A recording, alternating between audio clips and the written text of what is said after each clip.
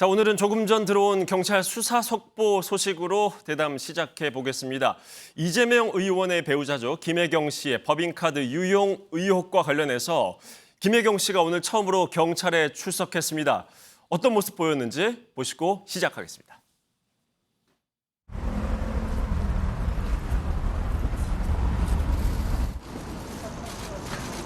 S에게 법인카드 사적 사용 지시하셨습니까?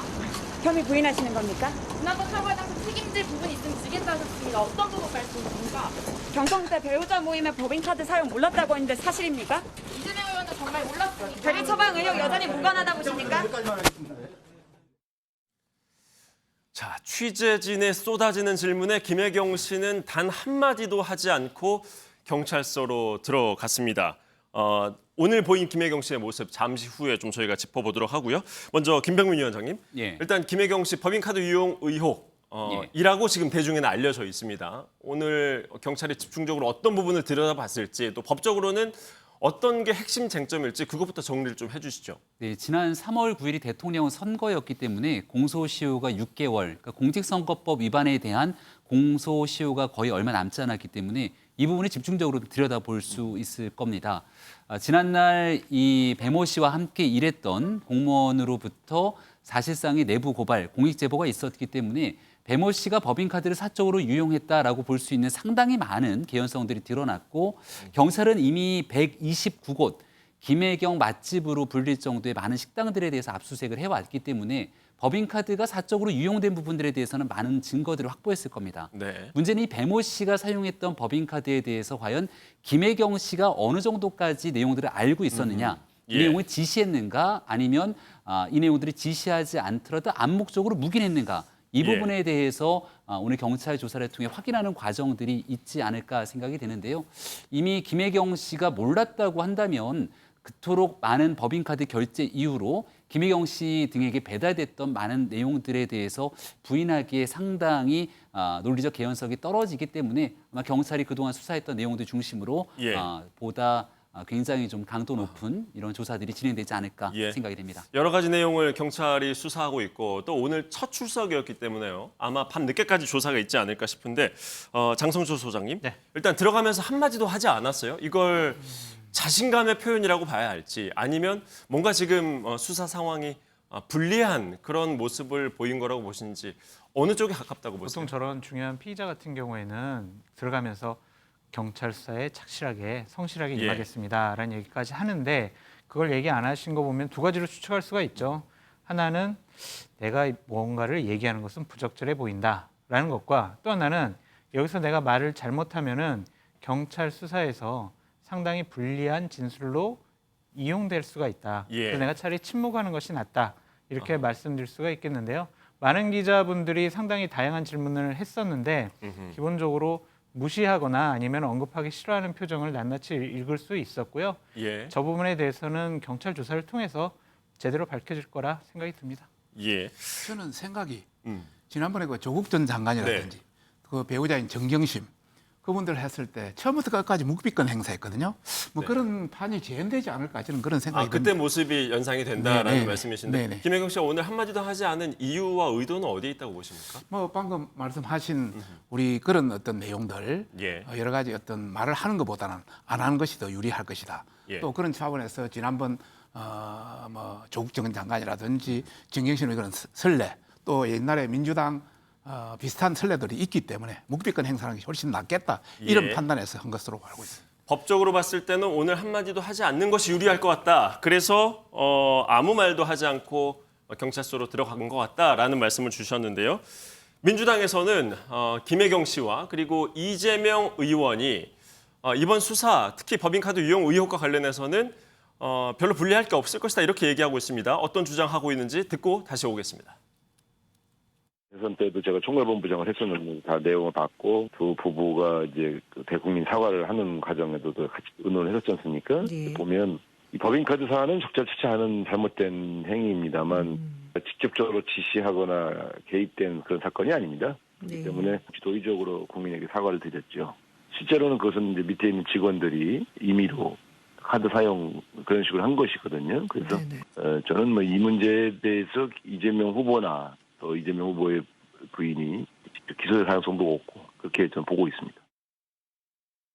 자, 이 사건 같은 경우에는 이재명 의원 그리고 김혜경 씨가 직접 지시하거나 개입된 사건이 아니다. 그래서 기소될 가능성이 낮다라는 게 민주당 우상호 비대위원장의 입에서 나온 말입니다. 박원석 의원님. 네. 일단 지금 민주당 다수 의원들의 분위기가 이렇다고 봐야 될지 아니면 이제 우상호 위원장은 당 지도부지 않습니까? 이 이후에 이제 혹시라도 기소가 된 이후에 정치 공방전까지 염두에 두고 한 말일지 어떻게 보십니까?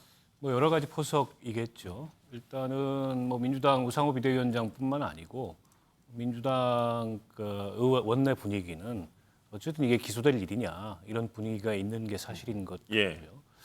그리고 행여라도 이제 기소가 됐을 때 이게 이제 정치 공방이 전개될 텐데 그것까지 대비해서 이제 기소 가능성을 낮게 전망을 한 것 같은데, 근데 저는 기소는 될 것 같아요. 그러니까 오늘 이제 김혜경 씨를 소환하면서 네. 참고인으로 소환한 게 아니고 피의자로 소환을 했습니다. 앞서 김병민 위원장이 설명을 해줬지만 핵심 쟁점이 이제 교사 여부거든요. 그러니까 저 법인카드 부정 사용을 지시했느냐 여부인데. 그걸 이제 경찰이 입증하는데 아마 그동안의 수사력을 네. 주력을 했을 거고 오늘 피의자로 소환했다는 것은 거기에 있어서 어떤 입증 가능성이 있다고 보고 일단 소환을 한 것 같아요. 예. 그렇게 되면 이제 기소 의견으로 검찰에 송치를 할 거고 뭐 검찰 수사도 지켜봐야 되겠습니다만 어쨌든 이 사건 같은 경우에는 경찰이 수사한 사건이기 때문에 검찰에서는 이제 기소 여부만 판단을 할 텐데 재판에 가서 최종적으로 어떻게 되겠냐 이것과는 별개로 지금까지 수사 진행 과정으로 봤을 때 예, 기소 가능성은 굉장히 높다. 높아 보입니다. 그러면은 박 의원님께서 봤을 때는 경찰이 김혜경 씨가 이거를 직간접적으로 이 법인카드 유용 사실을 알았을 가능성 근데 이 부분에 이제- 조금 더 무게를 두고 계십니다. 예, 근데 알았느냐보다 조금 더 적극적인 이 가담행위가 있어야 이게 예. 이제 교사죄가 성립이 됩니다. 그러니까 횡령 행위가 있은 이후에 안 거는 죄가 안 되거든요. 예. 그래서 단지 그냥 알았다라는 것만으로는 제가 보기엔 기소하기가 어렵고 예. 아마 경찰이 혐의를 두고 있는 점은 그보다 더 적극적인 가담행위가 있었다. 즉 이게 명시적 지시가 아니더라도 간접적인 어떤 예. 지시와 같은 그런 정황들이나 혹은 그런 증거들이 확보됐기 때문에 저는 피의자로 소환한 게 아닌가 싶고요. 물론 종국적으로 이 사건이 이 재판까지 넘어가서 어떻게 될지는 모릅니다. 그건 지금 단언하기가 어려운데 아마 경찰의 수사 의지는 기소하겠다 이런 의지에 훨씬 더 무게가 있는 거 아닌가 이런 생각이 듭니다. 예, 김혜경 씨 수사 이 결론 여부에 관심이 쏠리는 이유 중에 하나는 지금 한창 진행 중인 민주당 전당대회, 지금 뭐 어대명 그리고 확대명이라는 이야기까지 나오니까요. 거의 뭐 이재명 의원이 당대표가 되는 그런 분위기가 커지고 있는데 전재수 의원님, 이게 이제 김혜경 씨는 이재명 이제 만약에 당대표가 된다면 당대표의 배우자가 된다는 말이에요. 당 내의 실제 분위기는 어떻습니까? 사실은 이제 이재명 의원과 관련한 여러 가지 이제 수사가 지금 이제 진행 중이고 뭐 그런 상황 아니겠습니까? 네. 그래서 당내에서 이제 이재명 의원이 가지고 있는 여러 가지 사법적 우려, 리스크에 대해서 이제 전당대회에 출마하기 전에 이제 많은 의원들이 이제 걱정을 했던 것이 사실이고. 예, 그런데 요즘에는 워낙 이제 투표율보다 이제 득표율, 이재명 의원의 전당대회에서의 그 득표율이 높아서 그런지 사법 리스크를 언급하는 의원들의 숫자가 많이 줄었어요. 줄었다기보다 예. 충분히 그런 우려들이 쏟아져 나왔죠. 예. 쏟아져 나오면서 이제 출마를 하지 않는 것이 좋겠다라는 우려와 걱정들이 전당대회 출마를 선언하기 전에 많이 나왔지 않습니까? 그러니까 그 리스크가 줄어들었다기보다는 이미 많이 한 번 나왔죠. 초반에 예. 그 이미 의견을 다 나왔습니다. 쏟아냈기 그렇습니다. 때문에 다 쏟아냈고 이제 돌이킬 수 없는 거잖아요. 예. 출마를 하기 전에는 여러 가지 이재명 의원과 관련돼서 이런저런 바램과 기대들을 의원들이 쏟아냈고 예. 그 안에는 사법 리스크에 대한 우려도 분명히 많았었죠. 근데 이제는 돌이킬 수가 없습니다. 내일 모레면 전당대회 끝나게 돼 있고 내일 모레면 전당대회가 끝나자마자 바로 이재명 의원이 당대표가 거의 뭐 따놓은 당상인 네. 상황이기 때문에 네. 이제는 이 리스크들을 어떻게 하나씩 넘어갈 것이고 예. 어떻게 그 과정에서 정치력과 또 실력과 능력을 발휘할 것인가 예. 이것이 이제 중요한 문제고 또 이재명 의원이 안고 있는 이런 리스크가 예. 또 민주당을 집어삼키지는 않을지 이런 것에 대한 이제 우려가 있는 것이지 이미 쏟아낸 이 사법 리스크를 예. 또 이야기하는 것은 예. 사실상 지금 뭐 시기적으로도 별로 맞지가 않는 거죠. 전 의원님은 어떻게 보세요? 이게 지금 우상호 위원장 같은 경우에는 기소될 일 없다라고 이제 단정적으로 얘기를 했는데 전 의원님 생각도 비슷하십니까? 그러니까 저도 이게 그러니까 명시적으로 이게 지시를 한 정황을 이 증거를 통해서 예, 증명을 해야 되거든요, 수사기관이. 예. 근데 지금 현재 이것이 지금 몇 달째 대선 캠페인 과정에서부터 지금까지 공익 제보자라고 이야기하시는 분들의 여러 가지 정언이라든지 녹취록이라든지 또 이게 전반적으로 다 하면 한 130만 원 정도 된다는데 예. 거의 129군데를 압수수색을 한 거 아닙니까? 그러면은 이게 그 명시적으로 이게 김혜경 씨가 직접적으로 관여가 돼 있다는 것은 그동안 이제 나오지를 않았습니다. 몇 달 네. 동안 이게 있었지만. 예. 그래서 이거를 아마 그 증명해내기는 쉽지는 않을 것 같아. 이 배모 씨하고 그 이제 공익 제보자 예. 그분 사이에 여러 가지 대화 내용을 보더라도 그래서 어떻든 뭐 경찰 수사를 통해서 밝혀져야 될 부분이고 예. 좀 기다려 보는 게 좋을 것 같습니다. 예, 기소가 안 될 가능성도 있다라는 말씀. 저는 생각이 좀 예, 다른데요. 말씀 주십시오. 원래 그 법인 카드라는 것은 공익 목적에 그 목적에 사용해야 됩니다. 그걸 다른 목적에 사용하면 사적 유용이 되고 네. 횡령이 되는 형태입니다. 지금 뭐 그 공익 제보자 A 씨라고 이야기하겠습니다. 네. 여러 가지 관점에서 법인 카드를 사용해서 음식물을 자기 집에 배달한다든지 또 아니면 법인 카드를 사용해서 서시를 뭐 10인 햄버거를 10인 30원씩 해가지고 배달한다든지 아니면 사용하기 곤란한 것은 개인 카드를 먼저 사용하게 하고 예. 나중에 법인 카드를 바꿔치기를 한다든지 또 그 법인 카드 쪼개기를 한다든지 또 약국에 뭐 대리 그 어떤 처방을 한다든지 이런 네. 여러 가지 형태를 보면은 굉장히 구체적입니다. 간단한 경중이 어떤 기소의 관점에서 본다면 작은 경한 사항이 아니고 상당히 예. 중한 사항이다. 예. 두 번째는 의도를 가지고 했다.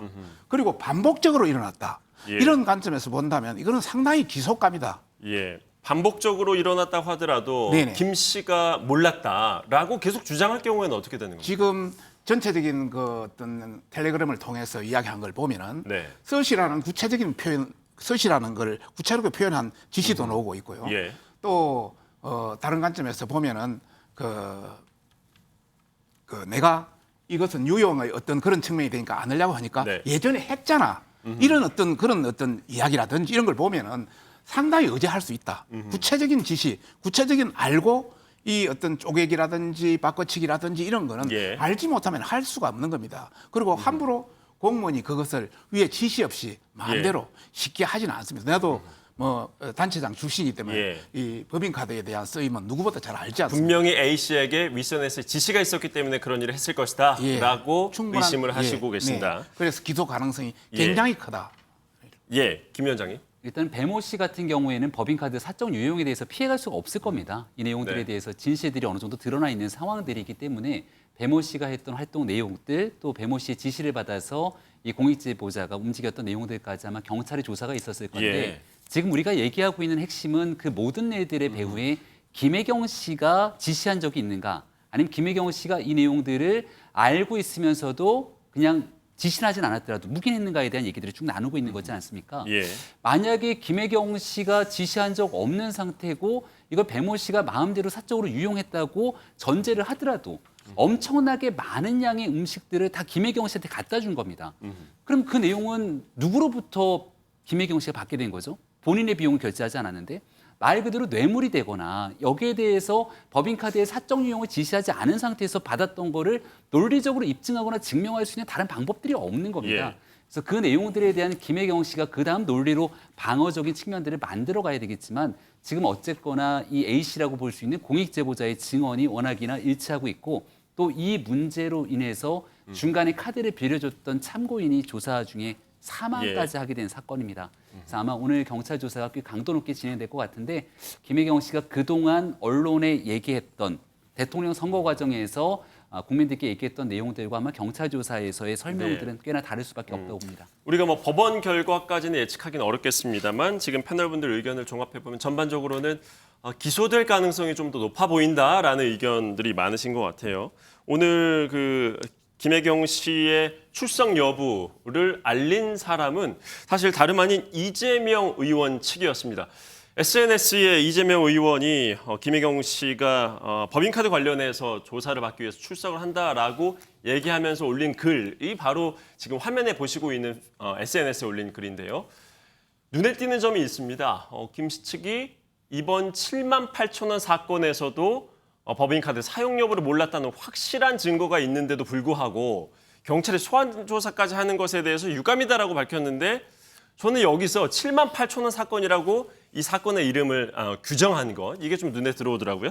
장 소장님, 정치인의 모든 문법 또 화법, 단어 사용에는 의도가 깔려 있는 거 아니겠습니까? 저기에 담긴 의미는 뭐라고 보세요? 별거 아닌 일 가지고 경찰이 왜 이렇게 피의자로 소환 조사를 하느냐 우리는 알지도 못했고 설령 우리가 뭐 알았더라도 7만 9천 원, 7만 8천 원 이 사건 가지고 전직 대선 후보의 부인 앞으로 민주당의 당대표가 될 부인을 이런 식으로 소환 조사하는 게 맞느냐. 겨우 7만 원 가지고 이렇게 수사로 다 그렇죠. 터느냐라는. 그러니까 프레임을 그렇게 짜는 거예요. 별일 아닌데 경찰이 지금 억지로 수사하고 있다. 정치 보복성이다. 이런 식으로 지금 프레임을 짜는 건데 이것이 그냥 단순히 7만 8천 원이 아니잖아요. 여러 가지 다른 사건들도 있는 것이고 또한 뭐 대리 처방 의혹도 있는 거 아니겠습니까? 법 위반 혐의에 대해서는 사소한 금액이라도 당연히 경찰 조사 받고 문제가 있으면 당연히 기소되고 재판 가서 재판 받고 해야죠. 저런 프레임을 짜는 게 이재명 의원 측, 김혜경 씨 측에는 여론전에는 유리하게 작용할까요? 그러니까 이제 저 사실에 대해서 기억을 못 하시는 분들 같은 경우에는 그래, 법인카드 그거 7만 8천 원 그거 썼다고 지금 경찰이 기소하는 거야? 이거 뭐 별거 아닌 거 가지고 왜 그래? 이런 식의 생각을 하실 수 있겠지만 자세하게 상황을 따져보면 여기에는 공익 제보자가 있습니다. 그리고 반복적으로 지시를 했고요. 단순히 7만 8천 원이 아니라 상당 금액이 있는 것이고요. 또한 가장 쟁점이 되는 것은 김혜경 씨가 이것을 알고 시켰느냐라는 것과 이재명 후보도 이러한 사실을 알았느냐 몰랐느냐가 사건의 쟁점이거든요. 이것은 단순히 7만 8천 원으로 치부할 것이 아니라 사건이 보다 더 확대될 수가 있다. 경찰이 당연히 여러 가지 증언, 녹취록 다 조사를 했겠죠. 압수수색을 통해서 뭐 그냥 빈손으로 있겠습니까? 그런 사실을 김혜경 씨가 해명을 제대로 하지 못하면 이 사건은 자칫 잘못하면 이재명 후보에게까지 사건의 파장이 틀 수 있다라고 말씀드립니다. 이제 오늘 여기에는 함정이 있습니다. 충분히 그 법 내용을 잘 알고 쓴 자기들로서는 하나의 변명이 되지만은 이 사항을 잘 아는 사람한테는 이것이 바로 증거가 되는 겁니다. 어떤 사항이냐면은 4명이 식사를 했습니다. 한 사람인 부인 김혜경 씨에 대한 부분은 정치자금 카드로 쓰면은 법에 위반되지 않습니다. 그러나 다른 사람을 법인 카드로 쓰면은 다른 사람은 그 관계가 안 되기 때문에 위반이 됩니다. 그런 관점에서 7만 3인분에 대한 부분은 법인 카드로 어떤 공적 목적으로 썼고 만약 이걸 정치자금 카드로 쓰면은 경기도 사람이면 다 선거법 위반이 됩니다. 그러다 보니까 충분히 알고 다 커버를 한 것이다. 여기에서도 여러 가지 약점이 나온다 이런 말씀을 드리고 싶습니다. 오늘이 이제 첫 조사였기 때문에요. 아마도 계속 수사와 관련한 내용들이 보도도 나오고 또 브리핑이 있을지도 모르겠는데 저희가 좀 계속해서 이 부분은 따라가 보도록 하고요. 이어서 국회 안에서 또 이슈가 되고 있는 걸 좀 들여다보겠습니다. 어제 오늘 국회 상임위에서 아주 여야가 치열하게 싸움을 벌이고 있습니다. 먼저 어제 법사위가 아주 시끌시끌했는데요. 한동훈 장관과 야당 내 여러 의원들이 공방전을 벌였습니다. 내가 피해자다, 너가 피해자다라는 게 화제가 되기도 했는데요. 먼저 영상 보고 이 부분도 짚어보겠습니다. 현재 수사를 받고 있고 현재 재판을 받고 있는 의원이 질의를 하고 질책을 하는 것이 과연 적절하냐? 우리 법사위에 지금 피고인이 저 한 명입니까? 피고인이었던 사람도 있고 현재도 재판이 진행 중이신 분들이 있고 한동훈 장관과 저는 무슨 검사와 피의자를 우리가 만난 적이 있습니까?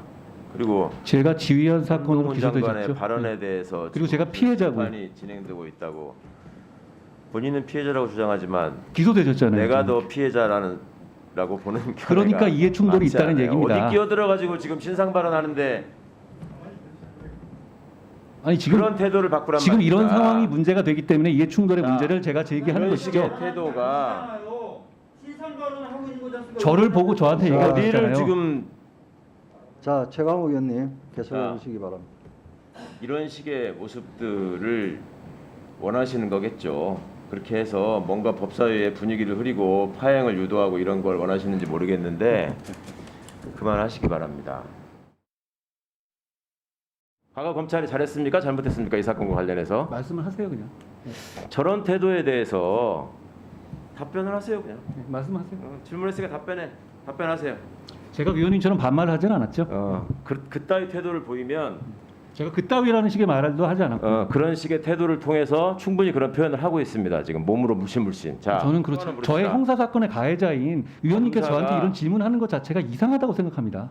공수처에서 지금 기소한 사건에 대해서는 그런 식의 논법이라면 대기 가해자고 내가 피해자죠. 그런 식의 얘기를 함부로 하면 안 대기요? 되고요. 자, 대기라고 말씀하셨어요? 대기라고 얘기했습니다. 과거에 KBS 정현주 전 사장 배임 혐의로 기소한 적이 있죠. 대한민국 검찰이. 기억합니까? 말씀하십시오. 기억합니까? 말씀하십시오. 저 태도 가만히 보고 계실 겁니까? 지금 이 질문을 가만히 두실 겁니까?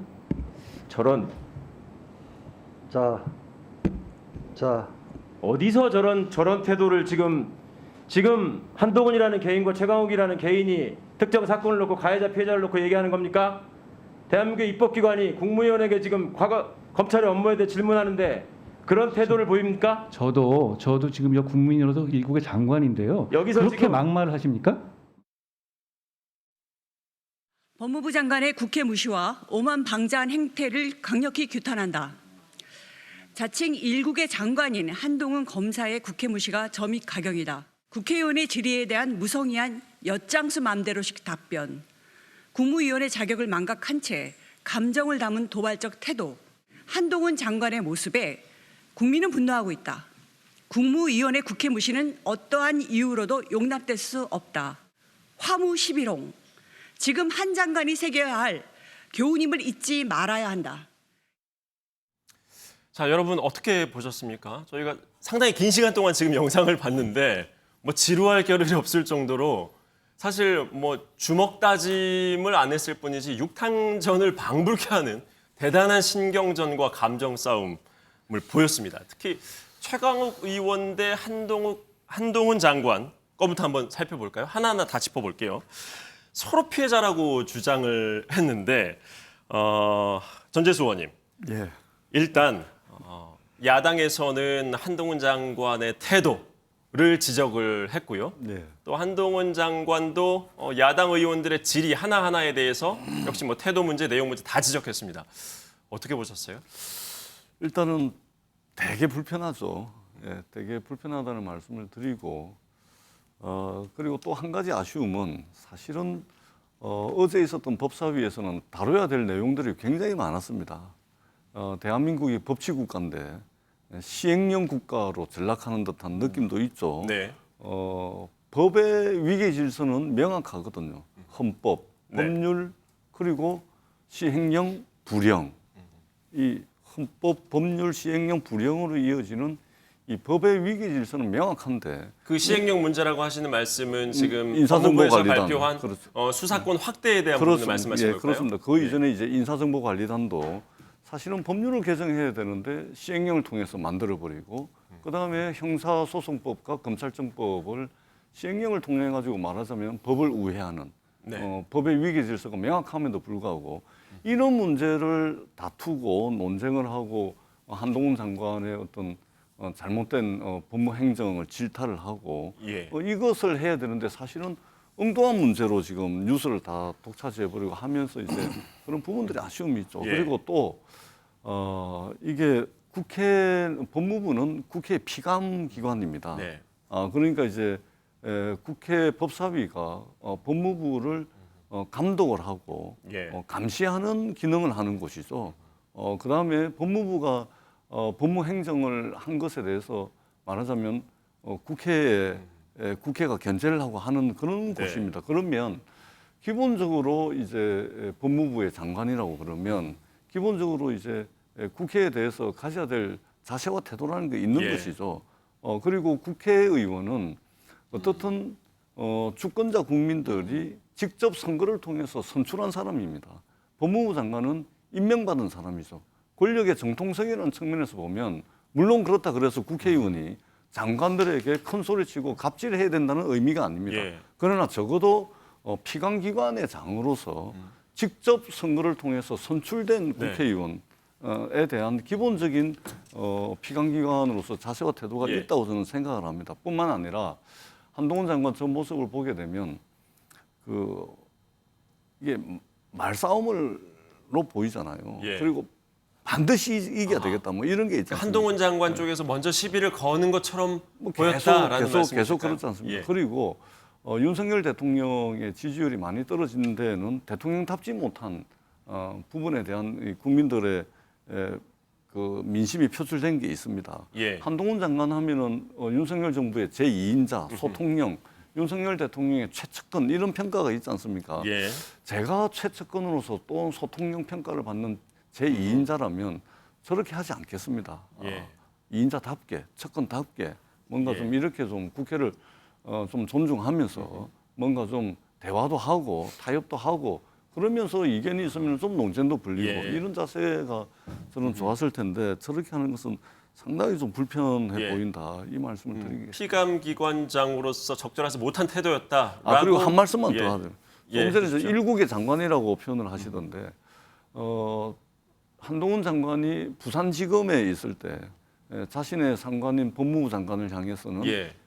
일개 장관이라고 그랬습니다. 그런데 어제 자신을 향해서 좀 공격을 하니까 예. 자기 스스로에게는 일국의 장관이라고 합니다. 내로남불이죠. 예. 남에게는 일개 장관이고 자기 자신은 일국의 장관입니까? 그렇지 않은 것이죠. 예. 그래서 저는 자세와 태도, 물론 이제 국회의원도 뭐 한번 돌아볼 필요가 있습니다. 그러나 피감기관의 장으로서 자세와 태도는 굉장히 이례적이고 굉장히 불편해 보인다 이 말씀을 드립니다. 피감기관장으로서 부적절한 태도였다라는 지적이신데 같은 원내에 계시지만서도 좀 바라보는 시각이나 입장이 좀 다르실 것 같아요. 좀 다르죠. 우선 최강욱 의원은 이해관계 충돌의 의미에서 법사위에 배정이 되면 안 됩니다. 직접 해당되는 여러 가지 어떤 재판을 예. 지금 진행하고 있고 이러기 때문에 그런 차원에서 조금 아쉽다. 민주당에서 어제 한 장관이 이해충돌법에 어긋나는 게 아니냐 이걸 좀 판단해달라고 얘기를 했는데 네네. 그 가능성이 있다라고 보세요? 그렇죠. 충분히 있죠. 이게 재판을 받고 있고 또 거기에 대한 그걸 받은 분이기 때문에 네. 특히 그 지난 채널 A 사건 때문에 두 분은 앙숙 관계가 있습니다. 사실은 그 당시 뭐 허위사실 유포인지는 아닌지 모르겠지만은 한 장관을 이야기를 했고 거기에 예. 따라서 한 장관도 2년 동안 해가지고 무죄가 지금 선고된 상태거든요. 좋은 관계는 아니다 이런 말씀 우선 첫 번째 드리고 싶고 두 번째는 두 분의 관계에서 뭐 이런 그 방송에서 나왔습니다만은 네. 우선 그 최강욱 의원도 여러 가지 어떤 형태의 그 어떤 질문 제기라든지 발언 자체라든지 이런 것도 문제가 있었고 예. 또 한 장관도 조금 더 장관으로서 조금 자제했으면. 예. 좋았는데 뭐 그러지 못한 것은 조금 보기는 좀 그렇네요. 그런 차원을 예. 좀 여유를 가지고 했으면 좋겠다 이런 말씀을 드리고 싶고 또 우리 전재수 의원님께서 뭐 대통령이 제대로 못해서 지금 또 소통령까지 못하니까 뭐 마치 그 여론이 굉장히 안 좋아지는 이런 형태로 말씀을 예. 하시는데 세상은 여론이란 것은 오르고 내림이 있지 않겠습니까? 네. 하여튼 진정을 다해서 국민을 모시고 또 우리가 최선을 다한다면 저는 올라갈 것이다. 뭐 이렇게 생각하고 있고요. 예. 일개 장관, 일국 장관만 말씀을 하시는데 일국의 장관 발언할 때는 국회에서 하나의 어떤 예. 건의라든지 이런 걸 가지고 이야기할 때고 예. 사적으로 뭐 이야기할 때는 일개 장관이나 표현도 할 수 있으니까 예. 그걸 가지고 너무 그게 몰입 안 됐으면 좋겠다 이런 말씀을 예. 드리고 싶습니다. 어제 법사위에서 워낙 화제가 된 장면들이 많아서요. 몇 네. 가지 좀 더 보고 계속 이어가 보도록 하겠습니다. 뭐 서로 꼼수다라는 지적들도 있었고요. 한쪽에서는 좀 내 말 좀 들어라. 그리고 이제 좀 멈춰라 이런 공방전이 벌어지기도 했습니다. 이어가 보시죠.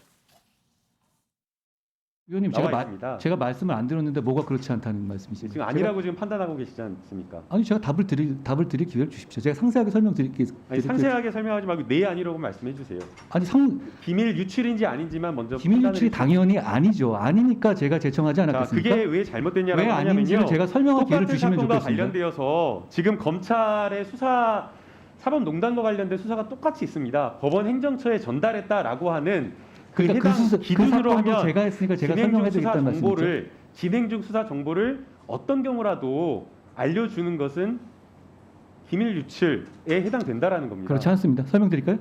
짧게 설명 부탁드립니다. 그 수사의 진행 상황에 대해서 문의가 온 것을 수동적으로 설명해 준 것에 불구하고 그쪽에 연락 왔을 때 이런 부분에 대해서 감사라든가 그런 대변이 어디 있습니까? 감사라 들으세요. 감사라든가 감찰에 참고하도록 장관님, 전달하는 것이 뭐가 들으세요가 문제입니까? 아니라 잠깐 멈추세요.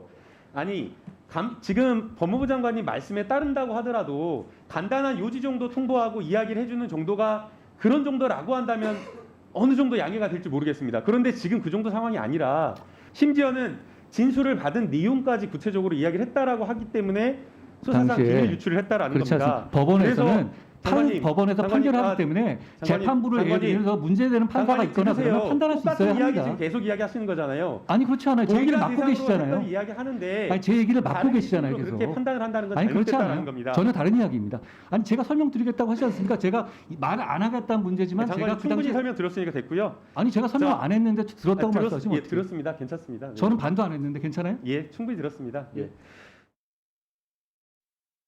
왜 중을 등으로 바꾸셨는지 그걸 물어보고 싶습니다. 그렇게 법을 만들어 놓으시고 거기에 대해서 맞게 시행령을 만들었는데 그걸 중으로 읽어달라 이렇게 얘기하시면 안 되죠.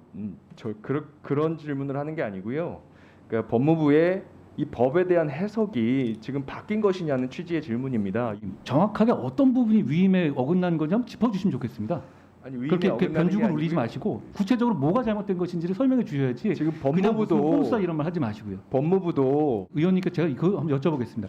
의원님 그럼 이거 저한테 질문하시는 시간이 아니고요. 죄송하지만 아니죠. 이건 어차피 장관으로서 해석에 제 질문에 대한 답변을 서로 얘기할 수 주셔야 있는 부분이라고 봅니다. 국민들께서 법무부에서 이 법에 대한 어떤 해석을 가지고 있는지 이해할 수가 있습니다. 혹시 제가 하실 그럼 말씀 충분히 지금 없으신가요? 설명 들었다고 생각합니다.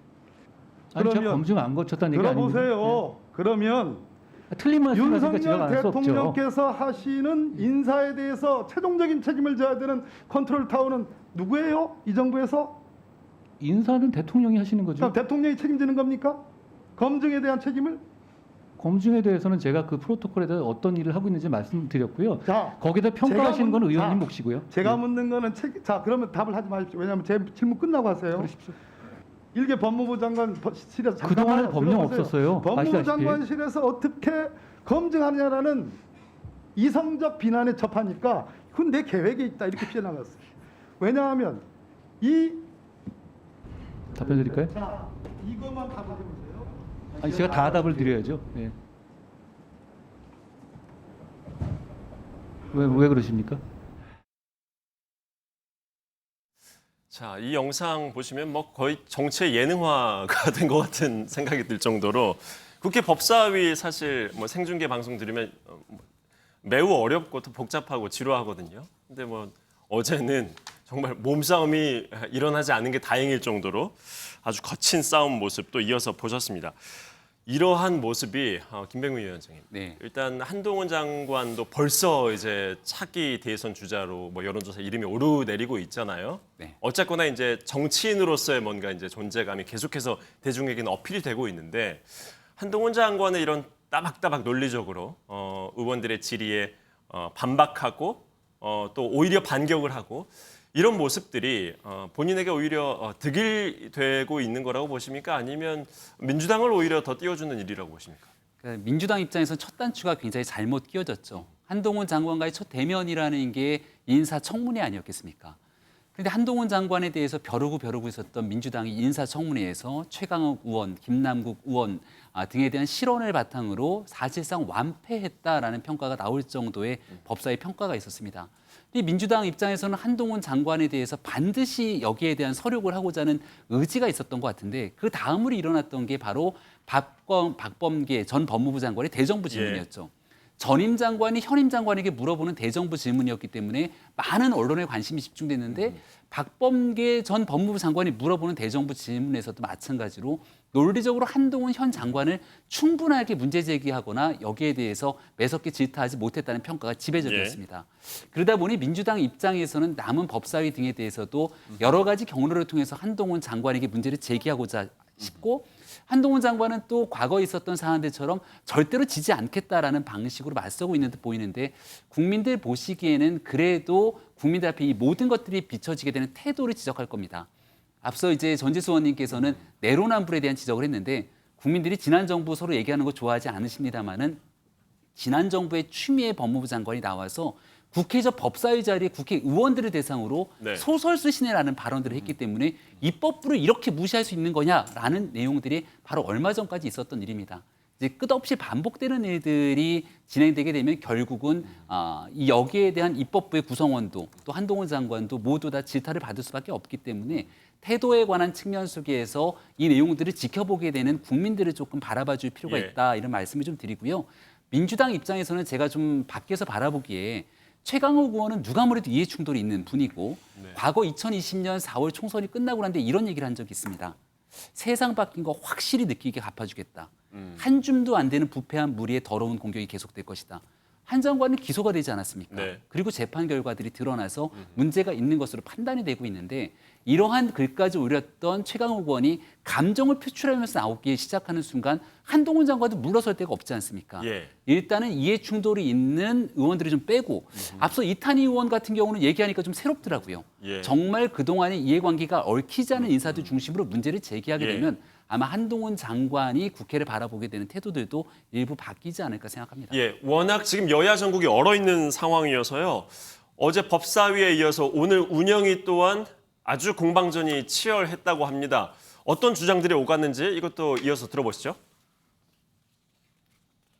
적인 논리입니다. 제가 생각할 때는 경찰국 때문에 인권 침해가 우려된다. 정말 억지 주장이고요. 경찰국 신설이 당연히 민주적 통제를 경찰의 민주적 통제를 위해 필요한 거 아닙니까? 최소한의 민주적 통제를 위해서 경찰에 대한 경찰국을 신설한 건데 이를 두고 인권 침해 우려가 있는 걸 잘 알겠다고 하면서 마치 경찰국이 인권 침해를 조장할지도 모른다는 이런 의견을 인권위가 냈다는 건 매우 부적절하다고 생각합니다.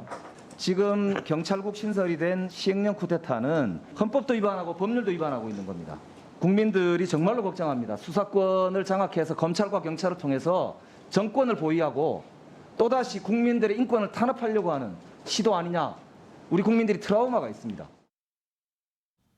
자, 행안부 내에 경찰국 신설이 인권을 탄압하는 것이다. 그렇지 않다라고 아주 치열하게 맞받아쳤는데요. 이 내용 잠시 후에 분석을 해보도록 하고요. 이어서 바로 김은혜 신임 홍보수석이 또 운영위에서 한 대답이 또 화제를 모으고 있습니다. 조금 전 나온 발언입니다. 이어서 들어보시죠. 언론에도 많이 나와서 아시겠지만 이번 이제 지방선거 과정에서 그죠? 그 재산 축소 신고 때문에 선관위에서 고발됐잖아요, 그죠? 저는 그 같은 사실에 대해서 알고 있지 않습니다. 네? 선관위로부터 고발당했다는 사실은 제가 알고 있지 않습니다. 아니 어떻게 후보 당사자 지금 투표날 6월 1일 투표날 김은혜 후보에 대해서 이의 제기가 모든 경기도 전 투표소지에 다 붙었는데 그걸 모르신다고요?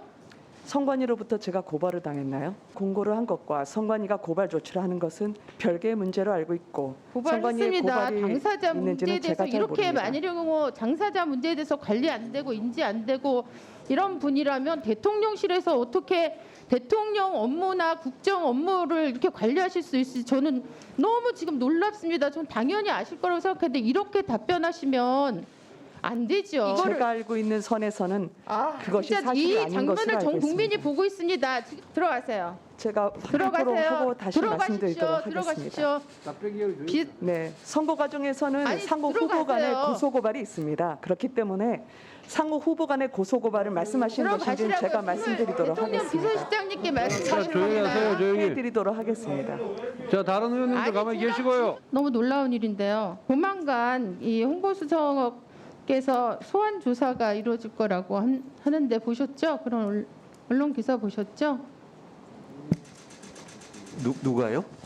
모르세요? 모르고 임명하셨습니까? 그럼 모르겠는데요. 네. 자, 경찰국 신설에 따른 인권 침해 우려가 있다 없다 말이 굉장히 많았습니다. 박 의원님, 이 부분 박어정 의원님, 일단 이 부분 어떻게 봐야겠습니까? 인권 침해 가능성이 높아지는 겁니까? 아니면 오히려 더 낮아지는 겁니까? 글쎄요. 근데 경찰국 신설 그 자체만으로 뭐 인권 침해 우려가 있다고 바로 연결시켜서 단정하기에는 좀 비약이 있을 것 같아요.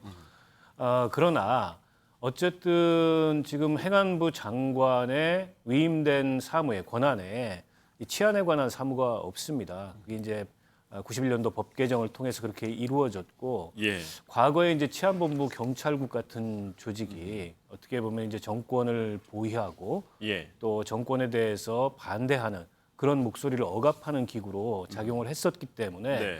이번에 경찰국 신설이 여러 가지로 이게 법률적으로도 봤을 때 위헌 소지 논란도 있고 또 게다가 경찰국에 앉힌 인물이 과거에 어떻게 보면 이제 민주화 운동에 가담했다가 사실상의 밀정 역할을 한 거 아니냐 이런 의혹을 받고 있어요. 네. 이제 이런 의혹들을 종합했을 때 아까 이제 답변하신 분이 국가인권위원회 위원장입니다. 네. 그래서 국가인권위원회의 입장에서 과거의 그런 어떤 뭐랄까요, 그 정권의 보위구로서의 경찰 이제 그런 시대로 돌아가는 것 아니냐는 간접적인 우려를 네. 표명한 건데 그걸 여당에서 아마 문제 지적을 예. 한 것 같고 결국 이 문제는 저는 지금 논란이 되고 있는 이 경찰국장과 관련된 의혹 네. 그리고 과거에 실수라고 바로 정정을 하긴 했습니다만 예. 행안부 장관이 주요 사건에 대한 수사 지휘를 할 수 있다는 식으로 얘기를 한번 해서 논란이 커진 적이 있습니다. 예. 이제 그런 의심을 불식해야 될 책임은 어쨌든 현 정부와 또 이상민 장관 예. 그리고 윤석열 대통령한테 있다고 보고요. 제가 발언 기회를 얻은 김에 아까 좀 전에 법사위 상황에 대해서 제 의견을 좀 말씀을 예. 드리면 헌법적으로는 장관이 행사하는 모든 권한은 대통령이 특정한 사무를 위임함으로써 발생한 권한입니다. 국민이 직접 부여한 권한이라고 보기가 네. 어려워요. 근데 국민이 주권자가 직접 선출한 국회의원에게 이제 저런 식의 태도를 자기 감정을 다 드러내면서 또 국회의원이 신상 발언하는데 끼어들어 가지고 보인다는 것은 매우 부적절했고 한동훈 장관이 그 국회에 와서 해야 될 일은 그런 게 아닙니다. 국회의원들하고 논쟁하는 역할이 아니고 국민을 대표해서 입법기관의 구성원이 묻는 거에 대해서 답변을 하면 되는 겁니다. 본인의 소신껏. 근데 그걸 넘어서서 뭐 이 국회의원하고 언쟁을 한다든지 저런 모습은 저분이 정치를 하실지 안 하실지 모르겠는데 앞으로 정치를 하신다 그래도 대단히 바람직하지 않은 모습이고 예. 앞으로 정치를 하셔야지 지금부터 정치를 하시면 곤란하죠. 그렇게 말씀드리고 싶습니다. 예, 피검기관장으로서 국회에 나와서는 좀 자제를 해야 된다는 말씀까지 주셨는데요. 장 소장님, 네. 일단 민주당에서는 우리 경찰국 인권침해 여부에 관해서요. 정권 보위의 선봉대 역할을 할 수도 있다 이런 지적을 하거든요. 여기에 동의하십니까? 그건 추측이죠. 그것은 옛날에 뭐 자꾸 뭐 군사 정권 시절에 치안본부 얘기를 하면서 하는 건데 민주당 자체도 과도한 경찰의 수사권과 관련해서는 좀 견제가 필요하다라고 분명히 얘기를 했었습니다. 그런 차원에서 어떤 인사권만 갖고 있는 경찰국 신설에 대해서 저런 네. 식으로 매도하는 것은 기본적으로 윤석열 정권이 뭔가 일을 잘못하고 있어. 잘못된 일이야. 라는 프레임으로 갖추기 위한 그것에 가두기 위한 하나의 공격이라고 볼 수밖에 없고요. 어떠한 인권 침해가 지금 일어났습니까? 지금 일어난 게 없지 않습니까? 그거 관련해서 저렇게 공격하는 것은 상당히 좀 무리한 공격이 아니냐라는 생각이 듭니다. 이 문제와 관련 제가 예, 전 의원님 먼저 말씀 주십시오. 예. 여당 먼저 말씀.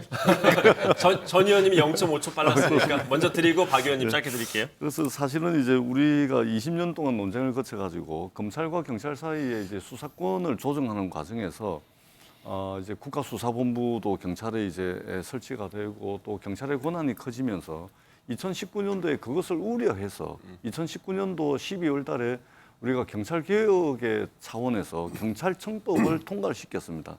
이 통과된 경찰청법에 따르면 비대해진 경찰 권력을 민주적으로 통제를 해야 되기 때문에 국가경찰과 자치경찰로 나누고 네. 그다음에 이 국가경찰과 자치경찰을 나눌 수 있는 이 부분에 대해서 국가경찰위원회와 시도경찰위원회를 설치를 해서 예. 말하자면 민주적 통제가 가능하도록 로드맵을 다 만들어놨습니다. 그럼 그대로 하면 되는 거거든요. 네. 그래서 국가경찰위원회가 사실은 형해화되어 있었기 때문에 이것을 실질적 권한을 가지는 내용으로 실질화시키고 예. 그러면은 민주적 통제가 충분히 가능한데 이것을 31년 전에 말하자면 내무부의 치안본부 시절로 돌려버린 것이죠. 예. 그렇기 때문에 국가인권위원장을 대상으로 한 국회 질의에서 이런 우려가 예. 나온다라는 말씀을 다시 드리고 예. 다시 한번 말씀을 드리지만 경찰 개혁에 대한 로드맵은 이미 경찰청법에 2019년도 예. 12월 달에 통과시킨 그게 다 들어있다. 그대로만 하시면 된다. 이 말씀을 예, 전 의원님 아울러서 마이크 잡으신 김에 짧게 그것 한번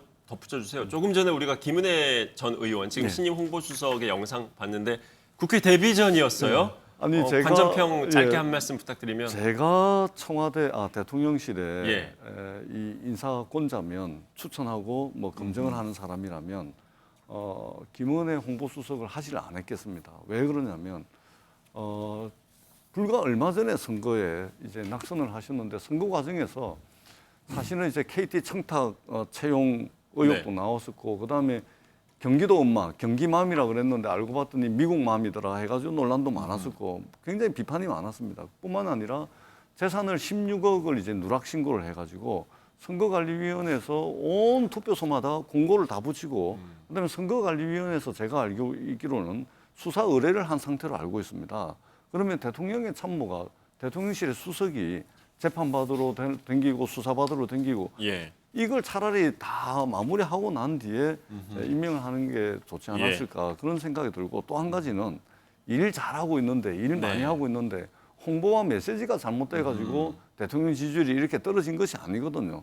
하려면은 대대적인 인적 쇄신을 하든지 아니면은 뭐 이런 식으로 인사를 해가지고 과연 얻을 만한 게 있는지 저는 굉장히 좀 아쉽다 이런 이제 평가를 하겠습니다. 박성중 의원 오래 기다리셨습니다. 말씀 주십시오. 사실 검경 이번에 그 문재인 정부 때 검경이 분리를 했지 않습니까? 그래서 상당한 권한이 검찰의 상당한 권한이 경찰로 넘어갔습니다. 그러면 우리 국민들 대부분은 경찰에 대해서도 이제는 민주적 통제가 작동돼야 된다고 다 알고 있습니다. 그런데 전 정부에서 해놓은 국가경찰위원회라든지 지방경찰위원회가 제대로 작동이 됐느냐? 작동 못했습니다. 뭐 보신다면은 그 울산 그 시장 사건에 청와대라든지 뭐 다 개입했고 경찰이요. 또 드루킹도 제대로 그걸 못 해가지고 나중에 검찰에서 겨우 밝혀지는 그런 상황이 됐기 때문에 전체적으로 민주적 통제는 확실히 돼야 된다. 그런 관점에서 윤석열 정부 들어와서 과연 청와대 두는 게 낫느냐, 행안부에 두는 게 낫느냐. 청와대에서는 기존에 저도 청와대 2번이나 근무를 했습니다만은 청와대 행정수석의 기한 비서관이 있습니다. 그리고 실제 수석은 민정수석이 또 관장합니다. 완전히 다른 부서에서 두 개다 보니까 서로 지그재그가 돼가지고 제대로 통제도 안 됐습니다. 통제가 안 됐습니다. 그런 관점에서 이번에는 완전히 그 둘을 폐지하고 완전히 행안부에 넘겨서 행안부의 경찰국을 통해서 통제하는 것이 훨씬 민주적 통제, 효율적 통제가 되겠다 이런 판단에서 하는 것이고요. 조금 더 시간을 가지고 보면은 훨씬 어느 것이 더 나은지는 충분히 비교할 수 있다 이렇게 말씀을 드리고 싶고요. 두 번째, 대륙법 계통의 이제 국가들, 예를 들어서 독일이라든지 프랑스 이런 나라들은 행안부에 경찰국을 두고 하고 있습니다. 그 나라에서 인권에 여러 가지 문제가 있다 이런 거 없지 않습니까? 어떻게 운영하나의 문제입니다. 그런 관점에서 행안부에 제대로 두고 해도 나쁘지는 않다 이런 말씀을 드리시고 우리나라 하나의 더 예를 들면 지금 법무부에 검찰국을 두 가지고 법무부의 검찰의 민주적 통제를 하고 있습니다. 이런 관점을 본다면 결코 나쁜 것은 아니다. 조금 더 시행하는 것을 두고 평가해도 늦지 않다. 이런 말씀을 드리고 싶고요. 방금 이제 김은혜 관련 이야기가 나왔는데요. 선관위에서 어떤 고발을 한 것은 아니고 선관위에 어떤 사항이 전개되면 그게 후보자에 대한 사항이 변경할 사항이 필요하면은 그것을 각 투표소에 게재를 해줍니다. 막 그런 사항이 잘못 지금 전달됐지 않았나 생각합니다. 뭐 실제로 강 의원도 이제 그 이후에 신상 발언을 통해서 질문하는 과정에서 고발의 주체에 대한 부분 다소 오류가 있었다라는 정정 발언까지 있었습니다. 경찰국을 놓고 여야의 대치 또 논리 워낙 큰 평행선을 달리고 있어서요. 이 부분은 계속해서 아마 공방전이 이어질 것 같고요. 이어서 여당 내 이야기도 좀 해보겠습니다. 여당 내의 내홍이 요즘에 여야의 대치 이상으로 이준석 전 대표와 관련한 걸 두고 아주 또 공방이 치열합니다. 이준석 전 대표가 저희 판도라라고 하는 방송에 나와서 한 발언, 또 이게 정치권을 뒤덮고 있습니다. 어떤 발언했는지 들어보시죠. 영어 글라디에이터 얘기를 했어요. 그러니까 원래 장군 출신인데 노예 검투사로 만들었던 황제에게 이제 복수하기 돼가지고 검투로 다시 이제 밑바닥부터 올라가는 건데 결국에는 나중에 대중의 인기를 받고 거기서 황제랑 겨루게 되죠. 그 대중의 그 검투사에 대한 인기를 잠재우기 위해서는 황제 본인이 직접 검투사랑 싸울 수밖에 없는 상황이 된 거죠. 근데 그랬을 때 황제가 자신감이 없으니까 뭘 했냐면은 경기가 시작되기 전에 가가지고 옆구리 한번 칼로 푹 찌르고 시작합니다. 자, 자신을 글래디에이터를 보신 분들은 아실 거예요. 막시무스, 그러니까 검투사에 비교를 했고 윤석열 대통령은 황제 코모두스에 비유를 했습니다. 어떤 분께 드릴까요? 장 소장님. 네. 평론가시니까 평론을 아주 맛깔나게 해주실 수 있을 것 같은데 지금 이 비유가 적절했다고 보세요? 적절하지가 않죠. 왜 왜냐하면 그렇습니까? 이게 다 망하자는 거예요. 그러니까 글래디에이터 검투사도 기본적으로 막시무스도 결국엔 네. 죽고 예. 황제인 코모두스도 결국엔 죽어요. 서로 다 아주 죽어요. 비극적인 결말을 맞이한다. 비극적인 결말이잖아요. 왜 이러한 비유를 했는지 솔직히 좀 이해가 되지 않는다라고 말씀드릴 수밖에 없고요. 예. 좀 이준석 대표, 저는 이준석 대표를 응원하는 입장이었었는데 지금은 조금 여러 가지 면에 있어서 좀 예. 선을 넘는 발언들을 위험스럽게 하는 것이 아니냐라고 예. 생각할 수밖에 없어요. 아하. 그러니까 이준석 대표가 하는 행동들, 말, 메시지가 저는 그동안은 비합리적이고 비상식적으로 젊은 당대표를 쫓아내기 위한 윤핵관들의 비상식적인 일들이 벌어졌다. 그랬기 때문에 저는 이준석 대표를 응원하고 편을 들고 싶다라고 얘기를 했는데 지금 이준석 대표가 하는 행위는 같이 망하고 같이 죽자라는 것 같아요. 저렇게 되면 보수 우파 진영 자체가 괴멸될 수 있다라고 보여지거든요. 예. 국민들께서 저 모습 보고 얼마나 예. 참 실망하고 화를 많이 내시겠습니까? 그래서 저 이준석 대표가 지금 좀 감정이 고조되어 있다라고 좀 보여지는데 예. 감정을 좀 차분하게 다스려야 될 때가 되지 않았나? 라는 예. 좀 생각이 듭니다. 국민의힘 안팎에서 비판을 이준석 전 대표가 많이 받고 있는데 당내 원로들의 쓴소리도 나왔습니다. 이것도 계속 이어서 들어보시죠. 당 대표를 지낸 사람이 법원에 소송을 제기해가지고 심의를 받으러 법원에 가가지고 나오는 모습이 텔레비에 비쳤어요. 그거를 보는 국민들이 어떻게 생각하겠어요? 참 이거 한심하다 이렇게 생각했을 겁니다. 자, 원로들의 발언 들어보셨고요. 홍준표 시장은 글래디에이터 검투사 막시무스는 구질구질하지 않았다라고 하는 그 비유에 대한 또 쓴소리를 내뱉었는데 김병민 위원장님, 네. 당내 분위기가 어떻습니까 실제로? 점점 더 수위가 높아지고 있거든요. 조금 전에 이제 당의 가장 큰 어른 상임 고문 회장의 발언을 듣지 않았습니까? 제가 이제 문득 저 장면을 보면서 생각났던 게 작년도에 있었던 선거 과정들이 떠오릅니다. 네. 그때도 당을 이제 대표했었던 상임 고문단 오찬 자리에 윤석열 당시 후보가 참석을 했고요. 그때 이준석 대표는 이미 당무를 보이콧해서 지방으로 가 있을 때입니다. 예. 그때 있었던 많은 사람들이 이준석 대표에 대한 비판을 하지 않을까 이런 생각을 했는데 당의 원로라고 하는 많은 사람들께서 이준석 대표도 잘못됐지만 이 일에 대해서 결국 후보인 윤석열 당시 후보가 크게 품어야 된다는 얘기들을 참 많은 사람들이 했습니다. 예. 그리고 결국 윤석열 대통령 후보는 울산으로 내려가서 이준석 대표를 품었고 네. 그리고 선거 승리를 위해서 노력을 했는데 그 뒤로 또 이준석 대표가 문제를 일으키면서 보이콧을 했고 이 일이 반복되지 않습니까? 예. 지금은 이준석 대표 편에서 그래도 옹호적으로 얘기했던 오세훈 전 서울시장. 예. 지금 이준석 대표의 문제를 삼고 있고요.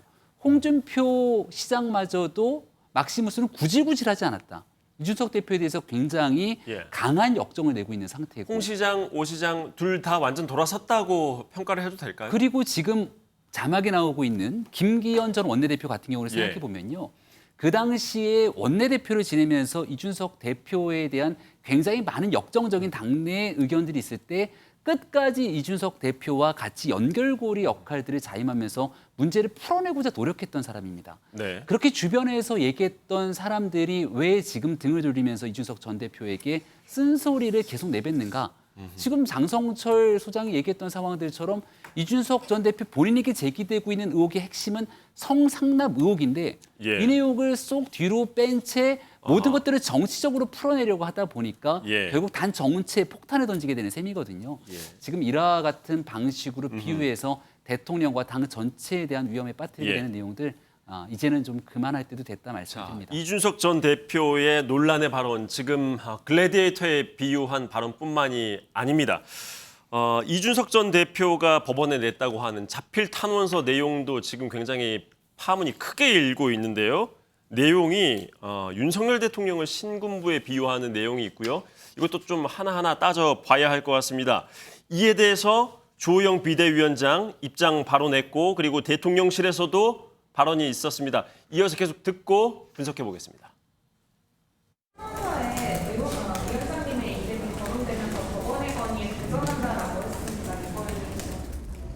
이준석 대표가 독재자가 된 것 같아요.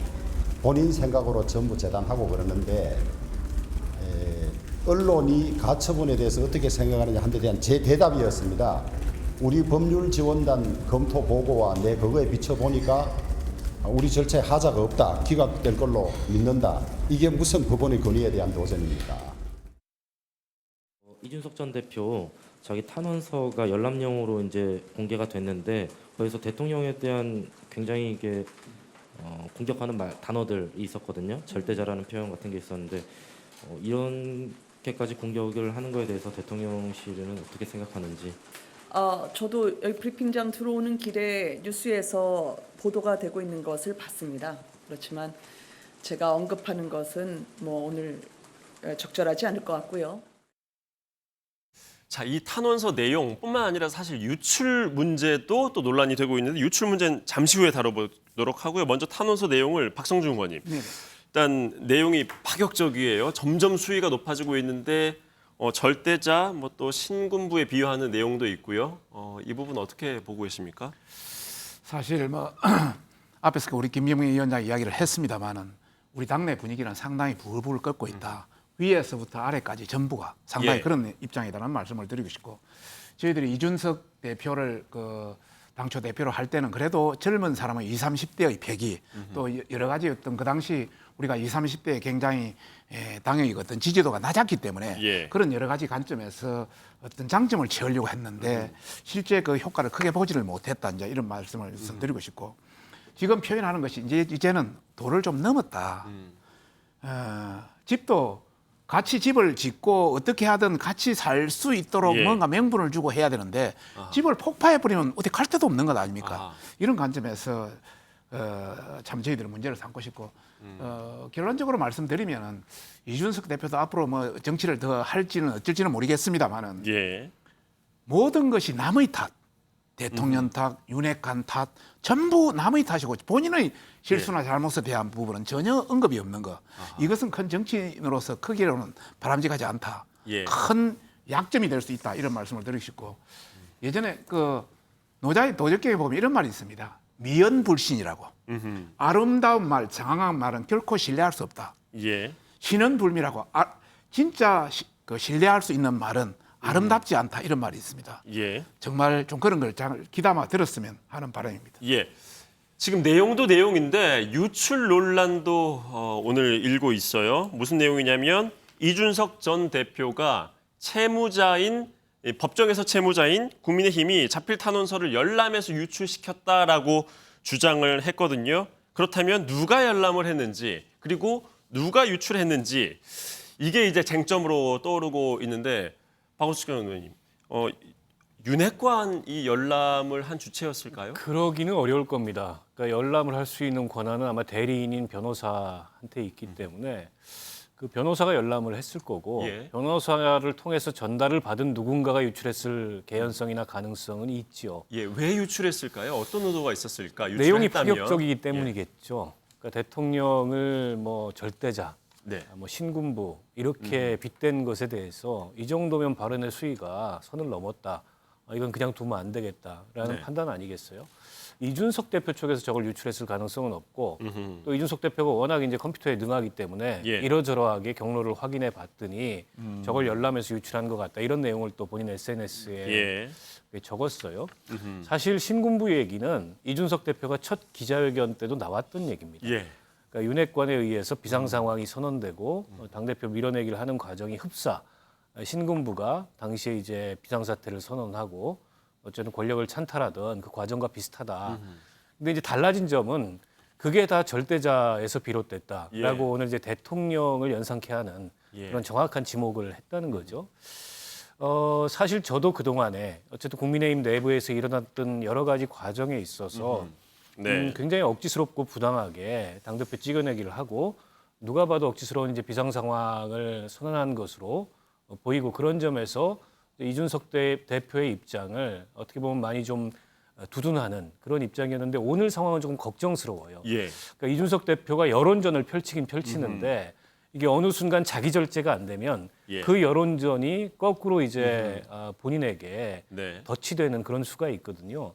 사실 오늘 그 뭐 막시무스와 코모두스의 대결에 비유한 거라든지 또 절대자의 대통령을 직접 비유해서 탄원서 직격한 내용. 거라든지 이게 과연 국민의힘 내부는 물론이고 사실 국민의힘 내부 여론은 별로 신경 쓰지 않는 것 같습니다. 예. 이준석 대표 입장에서 예. 이미 뭐 돌아갈 것이 아니라고 판단한 점도 전 있어 보이고요. 다만 이제 그 동안에는 어쨌든 그 국민들 특히 이제 뭐 지난 대통령 선거 때 이준석 대표한테 굉장히 호응해서 윤석열 대통령을 찍었던 2030 여론이 압도적으로 반응을 했었는데 그런 여론 지형이 앞으로 어떻게 펼쳐질지 그런 예. 면에서 이준석 대표도 약간은 좀 이 감정을 추스르고 절제된 그런 행보가 필요하지 않나 싶습니다. 예, 대통령실에서 사실 이제 무대응 입장으로 아까 낸 모습까지 보셨는데요. 윤석열 대통령 지금 당 내홍 문제 이게 이제 지지율에도 어느 정도 영향을 준다고 판단을 하고 있기 때문에 이 지지율 반등을 위한 고심이 아주 깊을 텐데요. 이 인사 문제에 있어서 어떻게 이 남은 교육부 장관, 복지부 장관 인선 문제 관심 중에 하나거든요. 여기에 대해서 어떤 입장 냈는지 오늘 모습 같이 보시겠습니다. 교육부 복지부 장관으로 어떤 점에 주안점을 두고 좀 찾고 계시고 언제쯤 국민들이 인선을 알 수 있을지 궁금합니다.